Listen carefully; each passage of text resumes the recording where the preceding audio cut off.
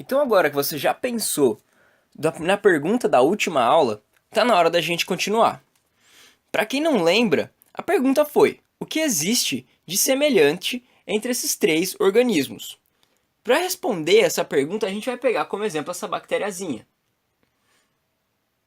Cada informação sobre a estrutura, o metabolismo e cada reação bioquímica que está acontecendo dentro dela e quais são os produtos resultantes que esses organismos realizam está reunida e codificada em combinações de bases nitrogenadas representadas por essas quatro letras.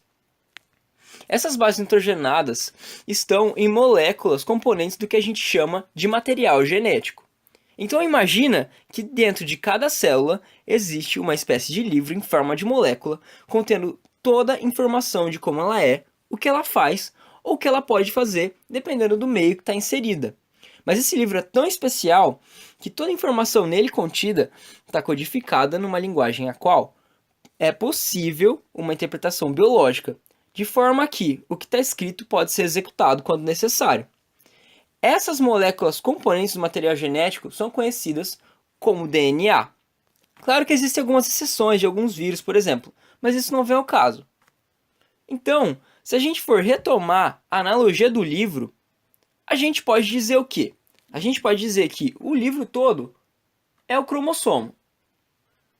Cada letra no livro são as bases nitrogenadas. E a estrutura que carrega essas letras são, no lugar das páginas, seriam as fitas de DNA. Mas como a gente sabe, esse não é um livro qualquer. Então, esse livro é lido de uma forma muito especial. E é por isso que, a partir daqui, a nossa analogia começa a ficar um pouco mais sofisticada. Então, a gente sabe que as células se dividem, e é por isso que cada informação nela contida deve ser passada para a sua herdeira. Em outras palavras, todo o seu material genético deve ser replicado. É como se que aquele livro fosse copiado na íntegra. E esse processo é chamado de replicação. Então, a gente pode dizer que o nosso livro ele tem dados importantes demais para ficar indo para lá e para cá quando a gente quer consultar ele. Então, a gente tem que anotar tudo que é importante no bilhete para que ele finalmente possa ser lido. A informação que a gente quer anotar, a gente chama de gene, que é o gene que está contido na molécula de DNA. E esse gene, então, é convertido em mRNA, que é o RNA mensageiro, num processo que a gente chama de transcrição. Na etapa final, a mensagem contida no RNA mensageiro é lida e transformada em uma proteína que é responsável pela execução da informação contida nesse DNA.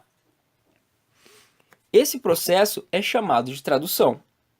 Então, se a gente for retomar todo o material genético, ou seja, o DNA, ele é replicado para suas sucessoras.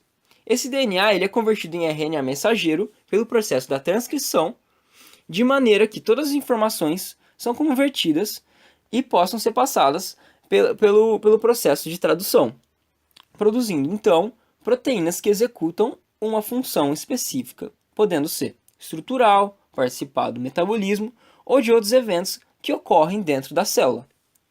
Agora, todo esse processo é conhecido como dogma central da biologia molecular e é a base fundamental da tecnologia que a gente vai trabalhar durante as nossas aulas. Mas eu não poderia concluir esse vídeo sem falar que dentro da célula a dinâmica é um pouco mais sofisticada que isso. O RNA, por exemplo, não tem só aquela função de enviar mensagens, mas ela pode também regular a tradução de proteínas, assim como algumas proteínas também podem regular a transcrição, tornando tudo isso uma rede que rege todas as interações da célula e guiam todo o comportamento dela. Agora que a gente sabe o que é o dogma, você deve estar se perguntando como é que tudo isso é possível? Como que torna possível a replicação, a transcrição e a tradução? Isso é o que você vai ver nas próximas aulas.